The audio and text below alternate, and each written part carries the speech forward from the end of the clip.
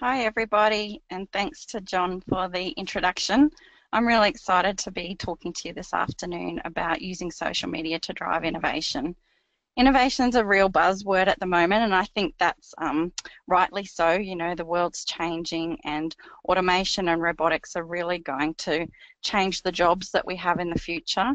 And I think creativity and innovation is going to be a big part of how we make sure our businesses thrive and our opportunities for our kids in careers continue to be there. So I just wanted to open with this first quote that I really love. Creativity is thinking up new things. Innovation is doing new things. And I really think that's important to keep in mind as we're talking through this webinar today, that it's great to come up with new ideas, and being creative is heaps of fun, but to be innovative, we actually have to take action. We have to actually act on those things. So I think it's really important that we keep that in mind as we move through. So a little bit about me. John's already sort of filled you in on most of it, I guess. This is my gang here. I've got 4 kids and a husband, and I'm a farm wife at Blue Sky Produce, which is a mango, avocado and lime farm up here in far north Queensland in a little town called Mareeba. I'm a chartered accountant by trade, and I'm really passionate about regional Australia and making sure that our regional businesses thrive. And I think there's heaps of opportunities for them to do so with technology evolving the way it has. And I think that it's really important that, you know, business owners in rural areas continue to learn and to take use of the technology that's available. So I'm sure I'm already preaching to the converted because you guys are here and listening online. So that's terrific. Now, what I wanted to mention as well is that I'm not a creative person. You know, I'm a chartered accountant. I like data. I like facts and figures, but you know, being creative and drawing and all of that sort of stuff doesn't come naturally to me. I'm the person in my family that no one wants to partner with for Pictionary because I'm just hopeless. You know, I'm the stick figure drawer. And so I just wanted to debunk a couple of things, I guess, about innovation and being creative. And that's that, you know, you're born creative. I've got some quotes up here on the screen. I hope you can all see them. But, you know, people often say, I'm just not a creative person. And I say that myself. And, you know, I don't know where to start. Everything's already been thought of. And what I want to say to that is that creativity isn't something you're born with. It's actually a skill that can be learned. So, you know, a couple of years back now, I got involved with our local startup group called Startup Tablelands and did some courses around, you know, startup philosophy and the real theory, I guess, behind innovation. And it's been really valuable for me to see that there's a real process there.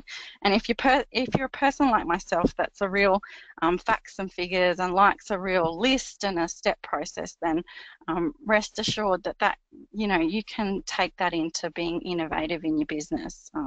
And it's like any other skill. The more that you do, the better at it that you get. You know, your creative juices are a muscle just like anything else, so that the more you make them work and apply them, the easier it gets and the better you get at being creative. Something that we really need to keep in mind too as we talk about innovation is that failure is a big part of innovation, and it's probably the most important part because we have to be willing to take risks and to have a go at things if we're ever going to try new things and be innovative in our business. You know, the fastest way to succeed is to double your failure rate. Now, I know that sounds terrible, but it's the truth. The fastest way to do better at something or to come up with a new idea is to come up with 10 of them and try them all and use the best one. And when we're talking about, you know, being innovative in our business, perfectionism is our enemy. It will really hold us back if we're not willing to try anything or do anything new because we're scared of failing or we're scared of not doing it perfectly. I think that, as I mentioned before, you have to develop your idea muscle. You have to use it. You have to make it work. And that means that you'll have to be disciplined. You'll have to have a go at new ideas regularly. You'll have to make them a part of your business routine, to write down 10 new ideas every morning and, pick one of them out of that list every single day to give a try. It's really tricky because our brains naturally try to protect us. They don't want us to do silly things. They don't want us to feel embarrassed if an idea doesn't work. But we have to really try to override that brain and make it realize that it's okay to fail forward, is what I guess this terminology is in the startup world, that it's okay to not do well at something as long as you're moving forward and you're trying something different.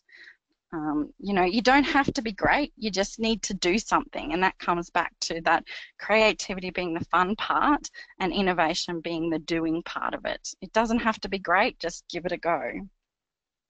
If you wait for innovation to come along, unfortunately, it just doesn't strike like lightning.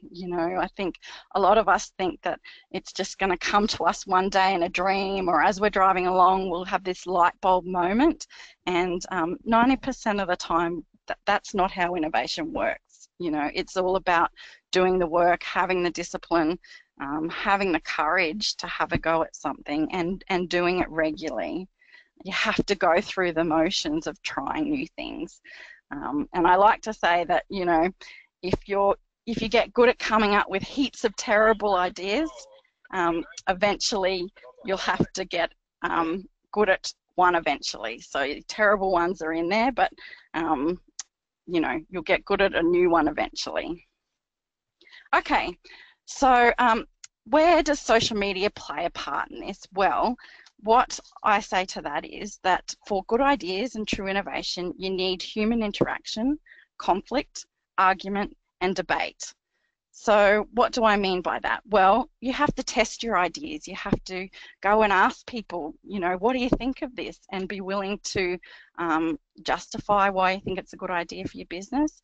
You have to be able to talk to your customers, get out there and ask them, what do you want? Is this a great idea or not? And I think that's where social media really comes into its own, especially for our regional businesses, in that we can reach people all over the world. We can reach customers globally, internationally, within Australia, within the next town, just by getting online and developing our community via social media. So that's, I think it's a really important part of business and coming up with ideas, is being able to test them cheaply and to ask people and connect with people in a really timely fashion, and that's where social media is really useful. So I just want to share a little bit of my story, I guess, and how our innovation journey has evolved, and why I got involved with social media. So I grew up in a little country town called Malanda, and I grew up on a dairy farm there. So my parents were dairy farmers my whole life, and it was terrific. It was a great way to grow up, but really hard work. It's, milking twice a day, every morning, every afternoon, 365 days a year. And I'm one of 3 girls, and so like most farms, you don't have a choice as a kid whether you're involved or not. You're just required. You're an essential part of the workforce. And being a girl, my dad would never let us say that we couldn't do something. If we went out fencing with him and we found that the fence post was too heavy, he would always say to us, it's not I can't, it's how can I, It's never, you can never say I can't. You have to think about, okay, how can I do this? So in the fencing situation, it was, well, how can I lift this fence post? It's too heavy for me. How can I lift it? I can't say I can't. Can I use a log that can help me lever it to get it up? And I guess that's been my mentality all along with innovation, is that it's not about saying I can't do this. It's always about how can I? What You know, how many ideas can I come up with that help me say, how can I solve this problem? So yeah, thanks Dad. That's all back to the dairy farm days. So fast forward about 20 or so years, and I'm a qualified chartered accountant, and my hubby and I are living in Brisbane. And we have what our families like to say as a midlife crisis, and we decided to pack up our jobs and our kids and head off around Australia in a camper van.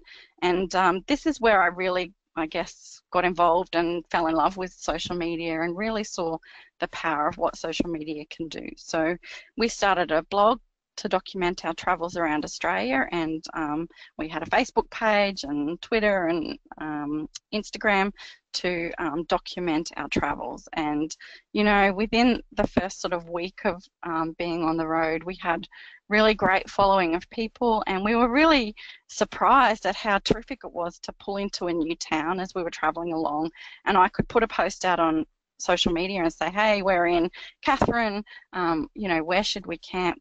What should we do? Is there anything great that we should see here? And it was terrific to be able to have that instant response from people that lived in the area and that could give us that real feedback, and you know, really helped us out with having some great experiences as we were traveling. And you know, it was amazing to me that I could be in a shop in the middle of Katherine in Woolworths and have some other travellers come up to us and say, hey, are you guys the family from Are We There Yet? That was the name of our blog. We were like, yeah, we are. And they were from Western Australia, and you know, we'd come from Brisbane, and you just happened to be shopping in a Woolworths, and people could recognise you and say g'day. And you know, I think that really demonstrated to me the power of connectivity and you know, the far-reaching sort of ability of social media to connect people. So to cut a long story short, we got a couple of months into that trip, and my hubby's uncle called and said to us, we were on the beach in Broome, he said, get off the beach, you bums, come and have a go at managing a mango farm here in Mareeba. And we thought, you know what, we'll give it a go. So my hubby was a travel agent, and I was a chartered accountant. Yes, we'd both sort of grown up with farming, and thought that that was something that we'd like to get back to, but we really had no idea what we were doing. As we were driving back from Broome to the Atherton Tablelands, my hubby was Googling, you know, how to drive a tractor on YouTube. He'd zoomed in on the real estate photo of the tractor that we'd been emailed from the farm that we were going to, and got the model number, and he'd plugged that into Google and said, you know, tell me how to drive this thing, so that he didn't turn up to the farm totally not knowing what to do at all. So it was really, you know, that's another way that we were able to use social media and YouTube to really gather information to set us up for our journey. So this photo that I've got up is a slide of blue sky produce, and you can see why it's called blue sky produce. We have 300 sunny days a year up here. So now what happened when we got here was that you know, my hubby got stuck into the farming side of things, out driving tractors and you know, digging holes and learning the ropes that way, and I really struggled to find my feet. It's a family farming business, you know, there's not a lot of money to pay everybody, you know, there's only so many paid roles in a family farming operation, and there just wasn't really a role for me, and I was getting really frustrated. You know, I was saying to my hubby, there's nothing, I can't be involved, I really, you know, I want to be a part of this, but there's not really any room for me here. And I was getting cranky, and you know, I was saying those I can't, and I had to really think to myself, you know, I can't keep saying I can't. It has to be, how can I? How can I get involved in our business? You know, what can I do to add value? How can I help?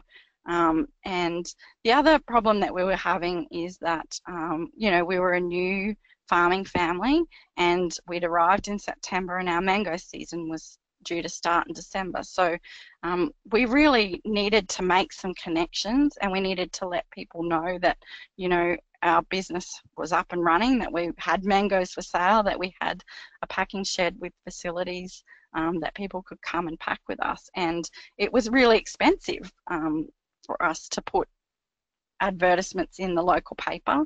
You know, as most of you probably know, print and newspaper advertising is quite expensive. So even for us up here in a regional town, it's about $600 for a, you know, sort of a quarter-page ad. So we put one of those in, but then once we'd done that, you know, we had no idea how many people had seen it, if anybody had seen it. So we really had to, I had to think, you know, how can I get the word out about our farm? I can't say, I can't, you know, we can't afford to. It was how can I spread the word that Blue Sky Produce is here, and, you know, we need people to know about us. So that was where I thought, well, social media, I love it. I can get involved with social media on the farm. That's something that I know how to do. It's something I can be a part of. So that's what we did. This is Blue Sky Produce. The Instagram, Facebook, Twitter handles are there. We've got a website, so check it out. That's what I started a couple of years ago to keep myself busy and out of trouble and stop whinging at the husband, I guess. And you know, our families laughed at us. They thought, oh, what are you doing? You know, why would you have social media for a farm? You know, you're not in the city anymore. You're crazy. Farms don't use social media.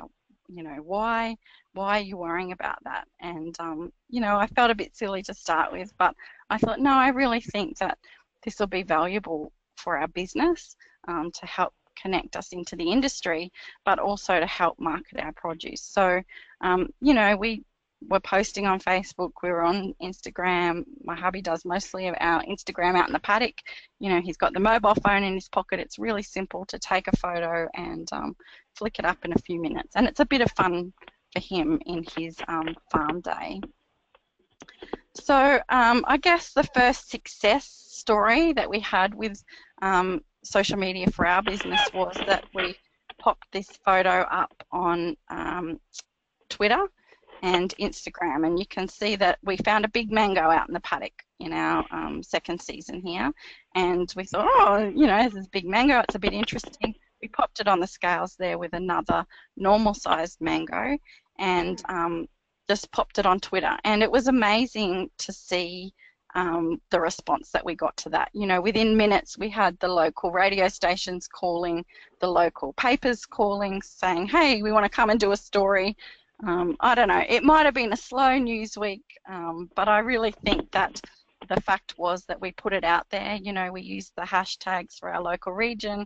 We were hashtagging Farm of Queensland, mangoes, it was mango season, so you know, people know that Twitter is used quite heavily by journalists as a tool to help them source stories. So we were aware that that was a platform that they regularly checked, so that was somewhere that we regularly posted.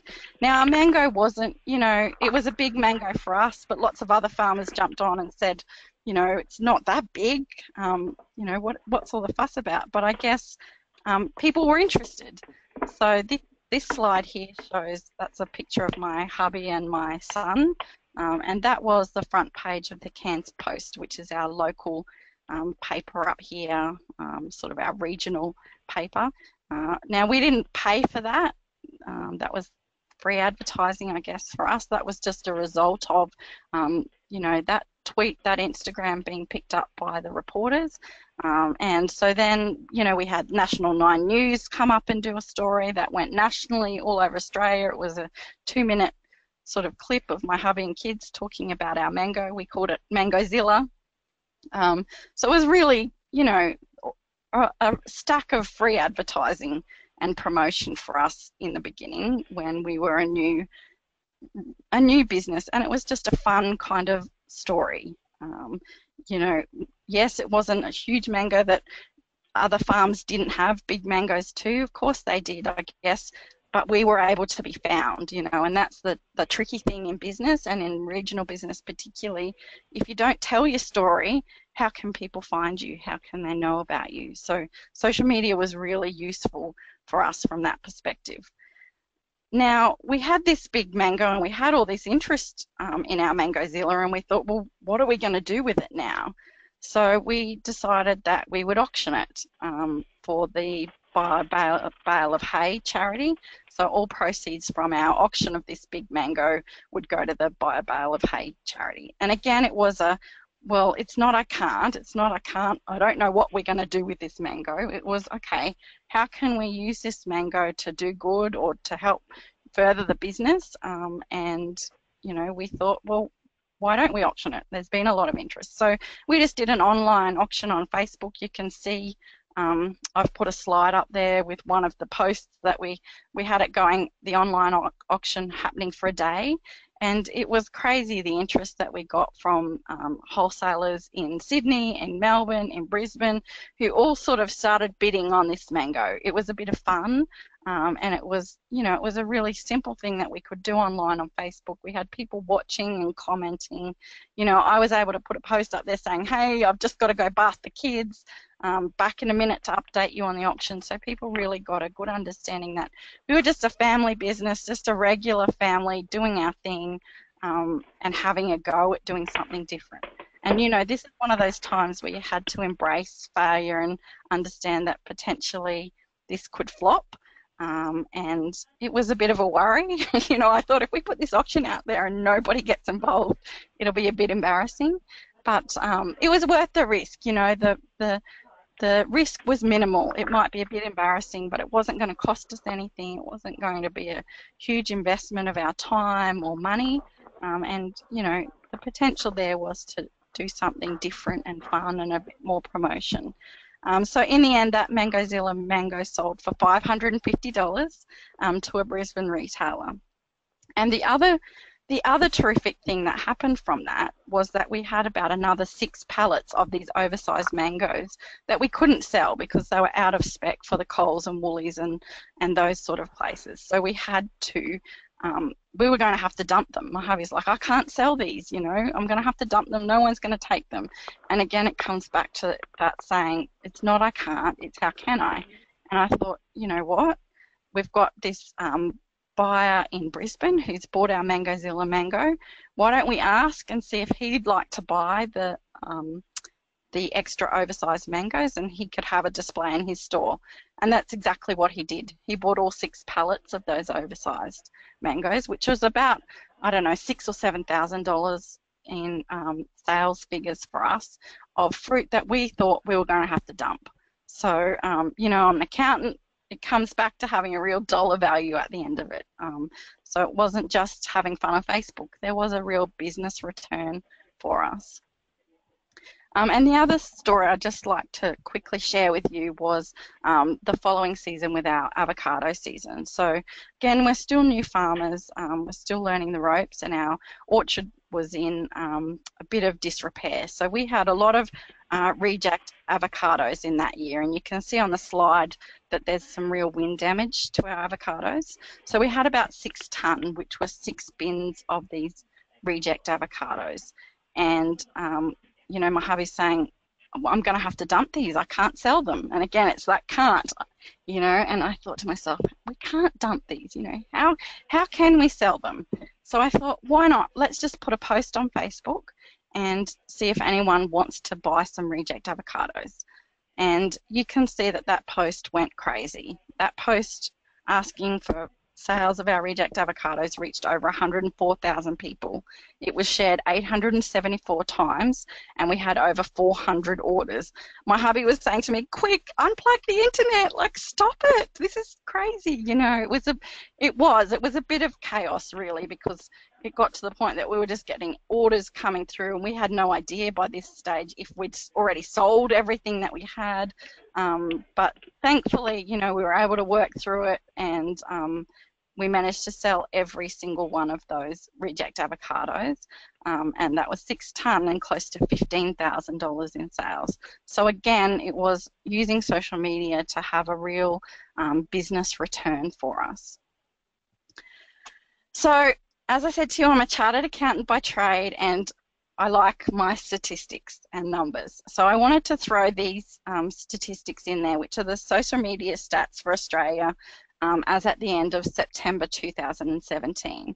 I think they're really powerful numbers that really, if I haven't convinced you with sharing a little bit of our story and how we've used social media already, then I think that then these stats speak for themselves. So there's 17 million active users on Facebook in Australia, and now our population is about 24 million. So that's roughly 70% of our population is using Facebook. So that says to me, if you're not using Facebook as a tool in your business, then potentially you're missing a large portion of where your market is, you know, where they're shopping, where they're researching, where they're doing their talking. I also really like this list because it gives you a really useful idea of where to spend your energy. You know, we're in business, we've all got limited time and limited resources. So if you're looking at, okay, where should I direct my social media energy? Well, you know, I say to everybody, we'll start where the users are. So, you know, Facebook is where most Australian active users sit currently, so start there, you know, get a handle on that and then move to YouTube or move to Instagram, you know, work your way through the list until you're comfortable and have a presence in each of those different categories and, you know, get your head around what you'd like to do on Twitter and what you'd like to do on Instagram. I don't think that you have to do them all at once. I definitely think it's valuable to grab yourself the handles on every account when you're setting up your social media, that you grab the Facebook handle for Blue Sky Produce, you grab the Instagram one, you grab the Twitter one, so that you know you've got those usernames saved when you do get to them, but you certainly don't have to do them all at once. So it's a really, and the other thing is that, you know, the statistics show that 1 in 2 users are on Facebook globally. So it's not only in Australia that, you know, this is where our market is existing, it's globally the demographic are using social media, and I think that if we ignore it as a business tool, then we're really doing a disservice to ourselves.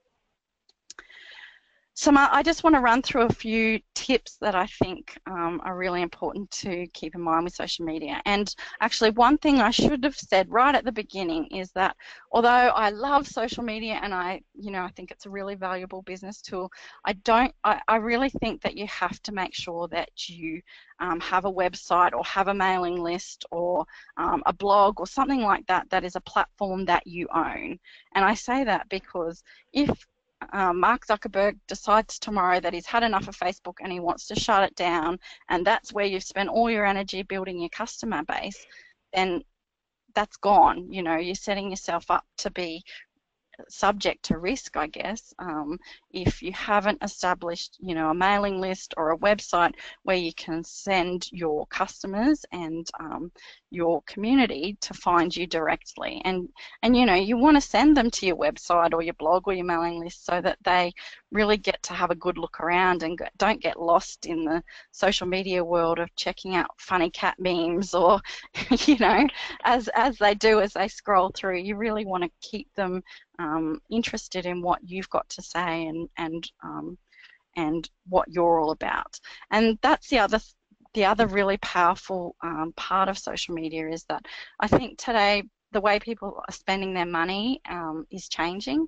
You know, they're really wanting to connect with the businesses that they buy things from, or, you know, that they want to work with, and they want to understand what those businesses are about. And that can potentially mean that they're willing to pay a little bit more if they know your story, if they feel connected to you, if they feel like they're a part of your community. And, you know, social media is a really powerful way to connect with them and tell your story on a daily basis.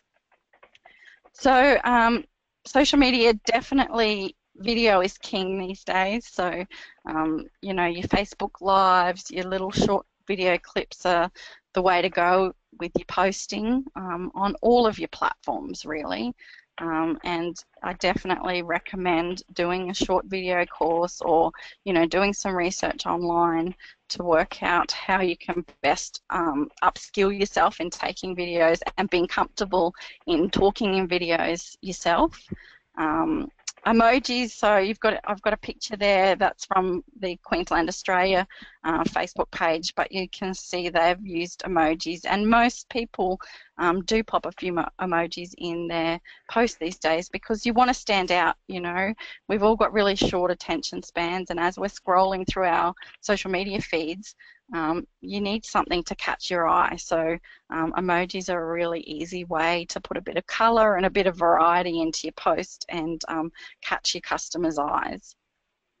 Most of your new smartphones have the 360-degree photos, so they give that element of immersing a person in whatever you're demonstrating, whether it's a product or a view of your out your window of the office today, or out in the paddock, letting people have an insight into what it actually looks like to see their mangoes on the trees.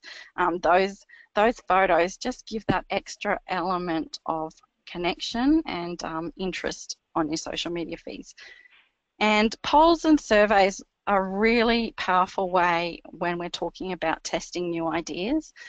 So if you've got an idea, if you've been testing that idea muscle daily and you're writing your 10 ideas list every day for different things that you can try in your business, then it's a really useful way to just throw out a survey or a poll on Facebook or in a group and just ask your customers, hey, what do you think of this? Would you be interested? Do you like the green or the blue of our new logo?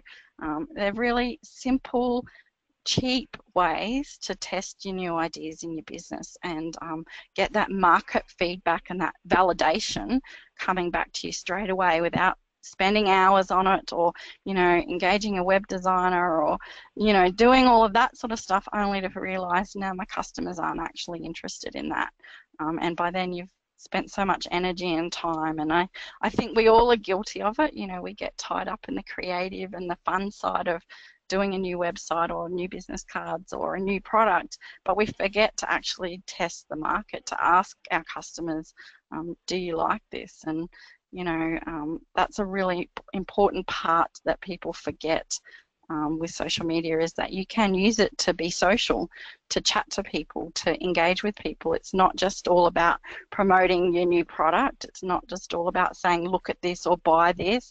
It's about having those conversations. That's why social media is called social media. It's to chat. It's to get involved with people. Some more tips. So the general rule is, to post twice a day if you can. And I know that seems a lot.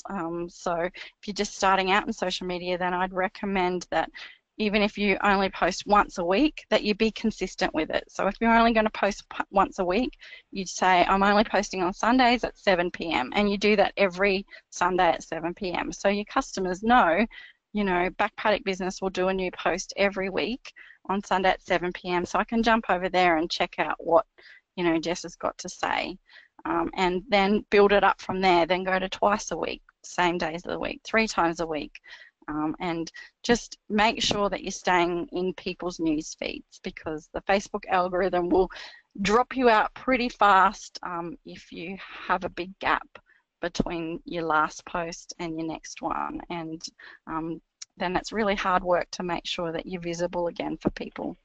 I always say change your cover photo regularly, so that's the big photo up the top of your Facebook page or your Twitter account, just to keep it interesting, just to add something new. Triple check your posts, so that means no spelling mistakes, no grammatical errors. I think there's nothing worse than that. So it's a good idea if you've got someone else in your business to get them to run their eyes over it, or if you've got a junior person perhaps doing your social media for you, that you get them to schedule the posts and then you run your eyes over them as a triple check, just to make sure that you've got those spelling and grammatical errors taken out, because there's people love to point them out to you, and that loses the impact of what you wanted your post to be about. We've already talked about, making sure that they're visual, so video is best, but images are always a must. So no Facebook posts with just text only. You've got to put an image in there. Use scheduling so that you don't have to waste hours and hours on Facebook. You can sit down for 2 hours on a Monday morning and schedule your posts out for the week. Post when your community is online, so you can jump up in your publishing tools on your Facebook page and check out via your insights, you know, what times are my customers online? When are they there? When's the best time to post? That's a great little website for getting emojis when you're doing all your posting on your desktop computers, so check that out. I always advise trying to come up with content pillars, which means, you know, for us at Blue Sky Produce, we'll have a content pillar that's mangoes, then we'll have one that's avocados, then we'll have one that's limes, then we'll have one that's just farm life, then we'll have one that's just farming funny stuff. So that just gives you that variety in your posts so that it keeps it interesting for people and also helps you come up with ideas for your posts. So, you know, I have a Excel spreadsheet that has those headings at the top: avocados, limes, mangoes, farm funnies, and I'll pop links in there and different ideas as I think of them, so that when I come to sit down at the start of the week and schedule my posts out, I've got my content ideas already created there. Paid posts really work, so you can invest for as little as $5, and they are really powerful tools for getting your advertising out on social media. And don't forget to tag people in your posts, tag your customers, tag other businesses that you'd like to work with. Be social, you know, have a bit of fun with it and let people know that you're there. These are some helpful social media tools. I'm running through these really quickly, but happy to ask questions when we get to our question time at the end. So the Pages app, if you're not already using that for Facebook, for your Facebook page, make sure you are on your devices. It's a much easier way to manage your Facebook pages. Make sure you're using hashtags. That's how people find you, particularly on Instagram and Twitter. And I always recommend to people, you know, check out other pages that you like that maybe are in a similar business to yours and see what hashtags they're using, and do a bit of, you know, research. Click on those hashtags, see what other people are using, and then, you know, create a note so that you can copy and paste those into all of your posts there. Photo grid's a great one for collages. Canva and Easel are terrific. Definitely check out Canva. It's made my life much easier for those of you that are like me and not really artistic, but Canva gives you some great templates to make your posts look really professional and really give them that graphic design kind of look. Word, Swag, Typorama, A Beautiful Mess, they're all really cheap apps that are great for posting some great headings and titles over images. Quick is a great app for doing your video editing on your smartphones. iTalk if you'd like to record audio, and Hootsuite is really terrific for scheduling and keeping an eye on pages that you like to watch, and to see if your business is being mentioned by other pages. So definitely worth having a play around with all of those, and they're really, you know, most of them are free or low cost, so easy for you to have a play with and without having to outlay too much money. Something that I really like to draw people's attention to is that I love this quote from Henry Ford. He says, "If I had asked people what they wanted, they would have said faster horses." So what's so powerful about this quote is that when you're thinking about ways to innovate in your business or do things differently, it's not always asking your customers what they want, because they won't necessarily know what they want. They won't necessarily be able to tell you. So it's just trying to think outside the box and come up with a whole heap of different ideas to see which direction your business could head in.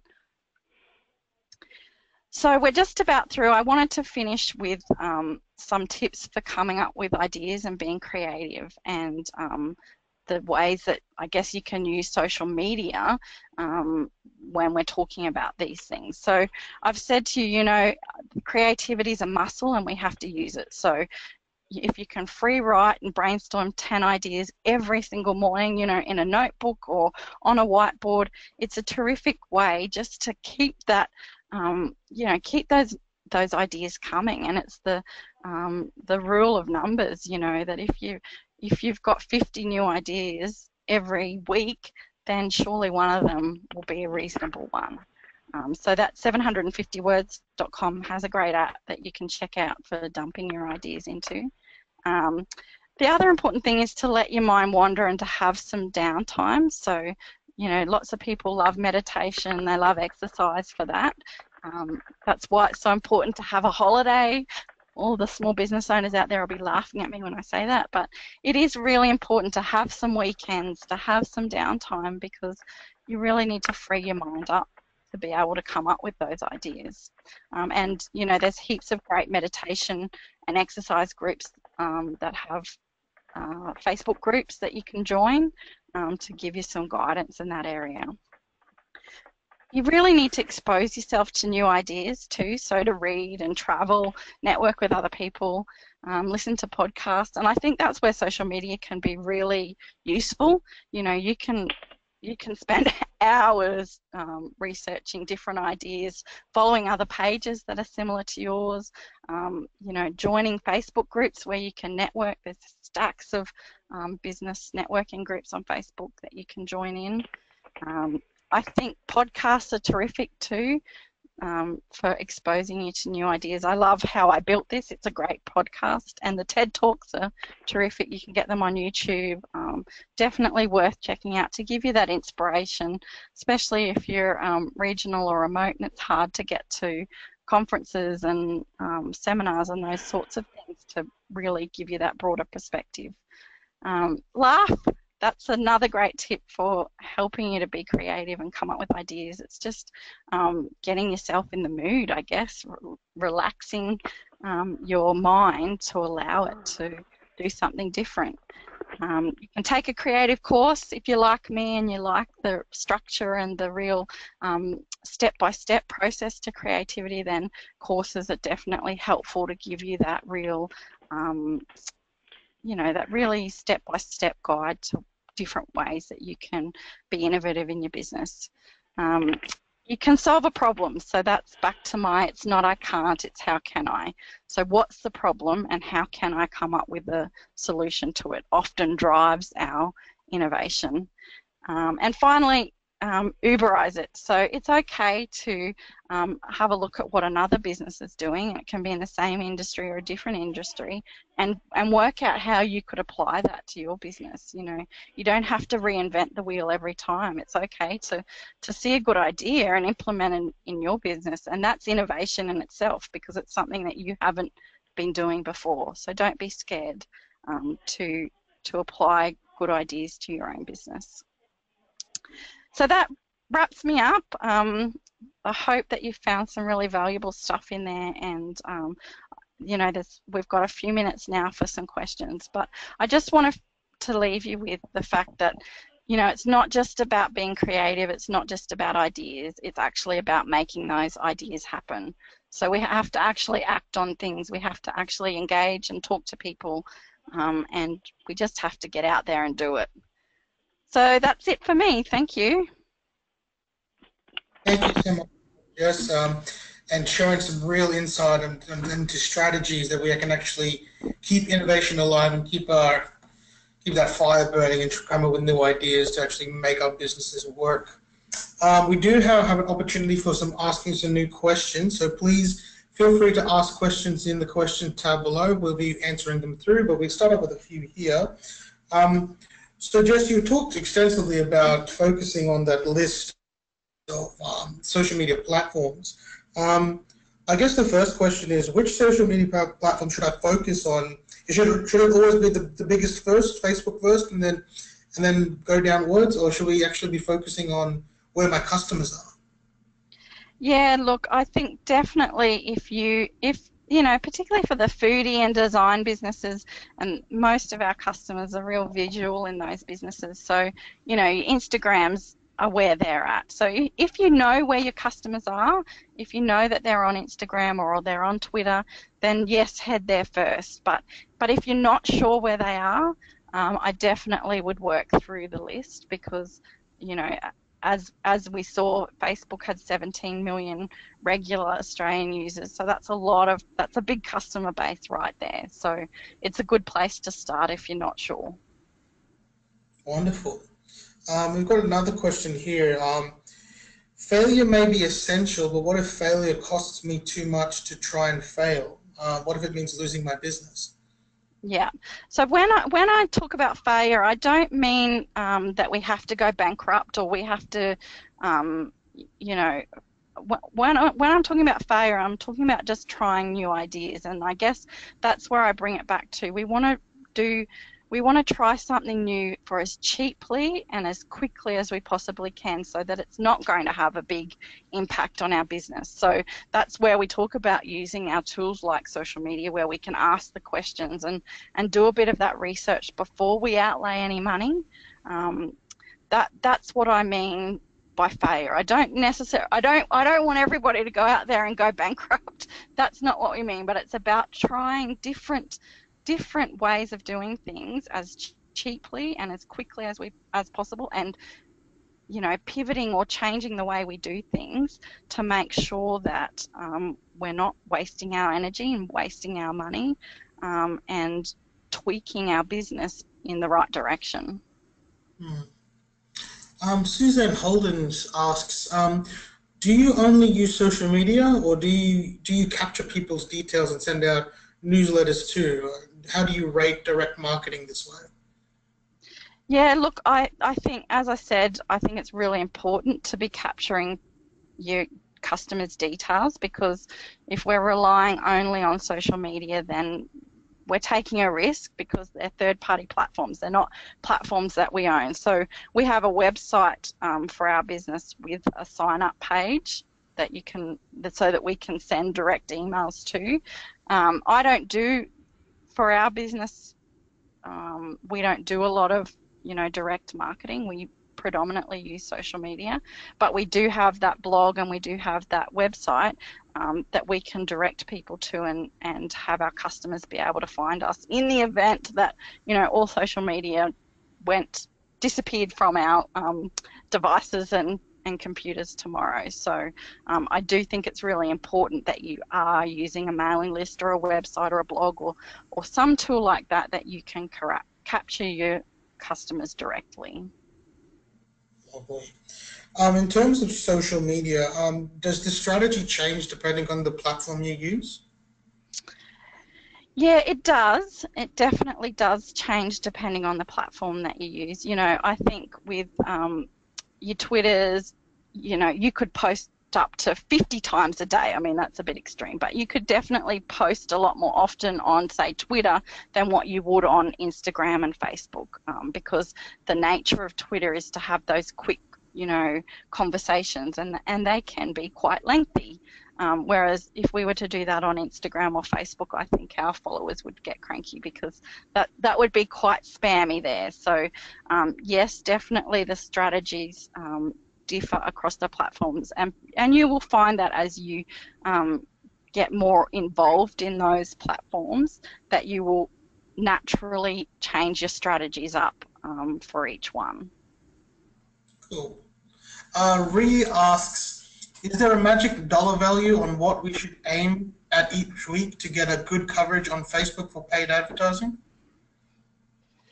That's a good question, Ray. Look, I've found that $25 a week in our regional communities, for the businesses that I work with in our regional communities, gets a really good return. So we get really good reach with those sorts of posts, and good engagement with what we're advertising. So obviously it depends on your budget. For smaller businesses, $25 a week is a reasonable amount that you can budget in there for a regular advertising spend. All I can suggest is to play around, and that's the great thing about social media, is that you get that data, you get that feedback on what your spend is reaching, who's engaging. So it's all about testing it and seeing what works best. Cool.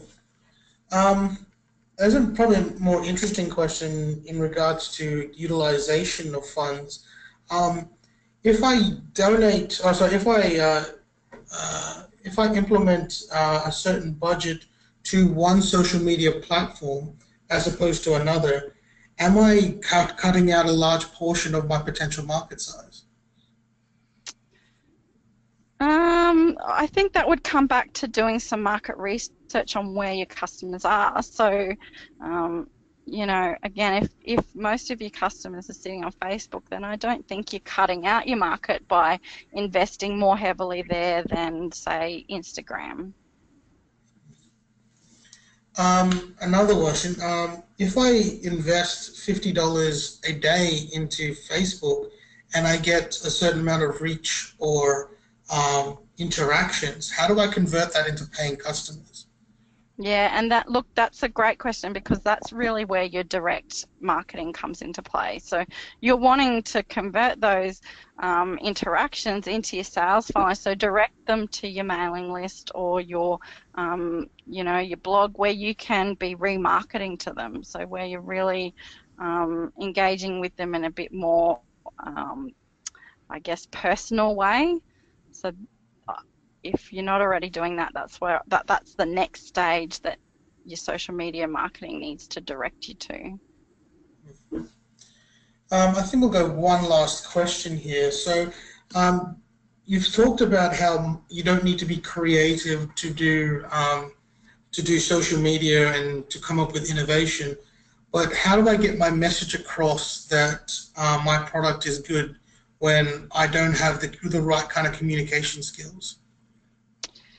Yeah, it's a really tricky one. I think that's where if you can afford to engage a social media person or a marketing person to work with you in the first instance. So what I like to do with my clients is to work with them to teach them those communication skills, but ultimately you want your voice to come through on social media. That's why it's so powerful and why I think people really love social media is that you get that authenticity and that connection with the business owner.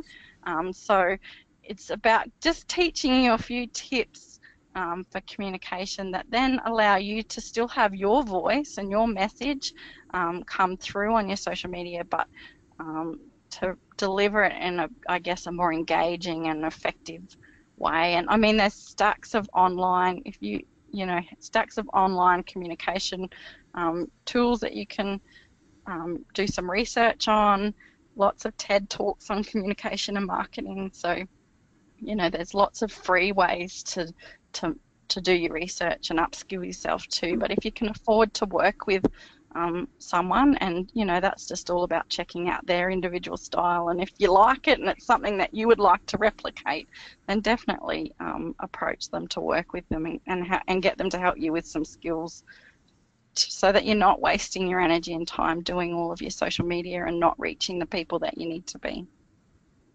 Excellent. Okay, I think we'll leave that there. Thank you so much for that, Jess. Really appreciate your time. Thank you everyone for attending the webinar. Remember to please download the handouts before you exit. The webinar is being recorded and will be uploaded to the Impact Innovation Group website later today. You will receive an email later on just giving you some more information about the Office of Small Business programs and opportunities. Thank you again for tuning in. Jess, thank you so much for providing your insights and have a great day, everyone. Thanks, John. See you later, everyone.